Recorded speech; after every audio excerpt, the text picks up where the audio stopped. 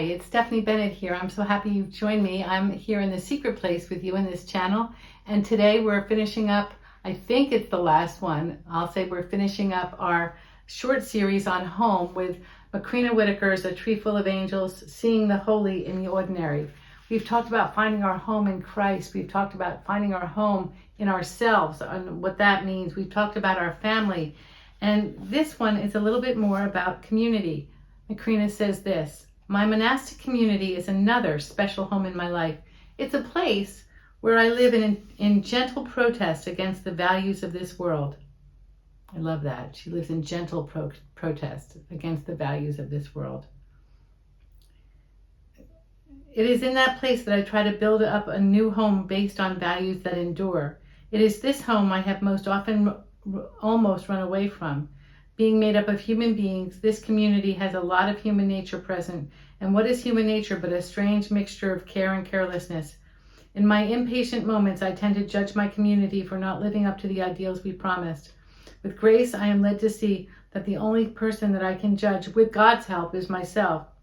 I slowly come to the understanding that part of what is keeping my community from being all that it can be is my own lack of love, my own carelessness with God's love and the love and struggles of my sisters.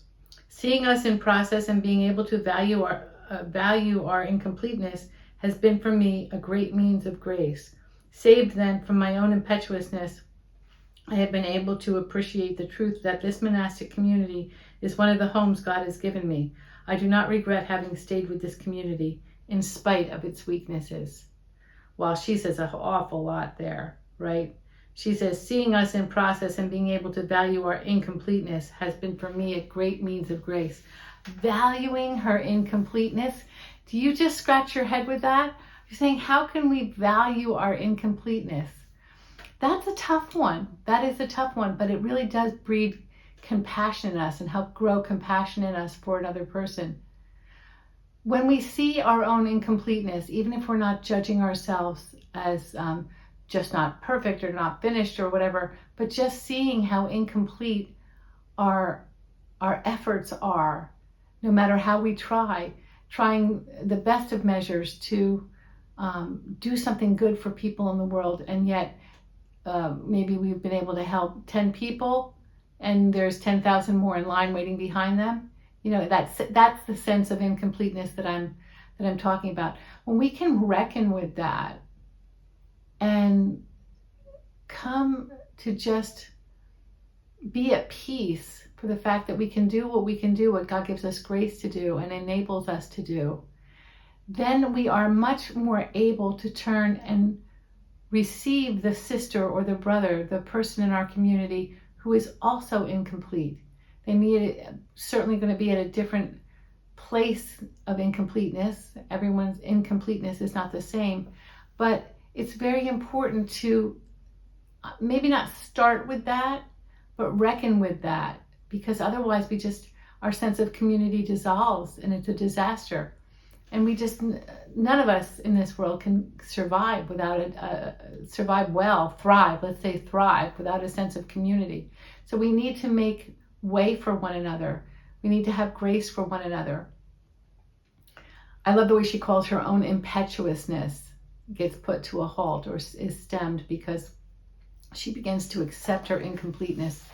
And she didn't say this, but in accepting that incompleteness, or we might say that weakness, that inability to do it all, we are really making way for God's strength to come in and do it through us and be enough. His strength, His power, His completeness. And that's just a whole nother level of growth in the Lord. It's a whole new level of depth. Another way of saying that is just a level of depth that we can go with Him, where He takes us and shows us that He is enough and it's all we need. I was listening to a song today, an old song today by John Anderson.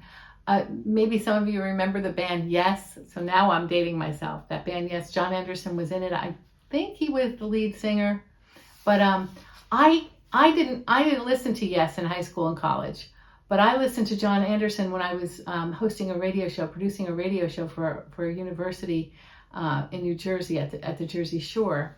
And I had this radio show, some of you might remember it, and it was called the Saturday Morning Sanctuary. I played all kinds of really cool music and had some interesting banter back and forth and some interviews. That was fun too. And I found this song by John Anderson. It was on a compilation CD called Streams. And I think it's called All I Need. And it's so cool. If you could look it up, and maybe I'll put a link to it on this video. But if I forget, just look it up on YouTube, that All I Need by John Anderson. And the outro of it is, all I need, I've already got it. All I need, I've already got it. All I need, I've already got it. It just really gets in you. It really got in me. It's like, he's going to give me all I need. Well, he is all I need. He is all I need. And sometimes I'm really tested and tempted to say, no, I need this. But when we stop and we really think that, and we believe and we trust that he is giving us everything we need, then we can rest in that. And I think the resting in that is a place, I almost want to say it's a place of home too. It's a resting place, a place where we can truly be ourselves, where we maybe we'll cry and say, no, it's not enough. I needed this to get there and I didn't get it. Or I needed that to get there and I didn't get it.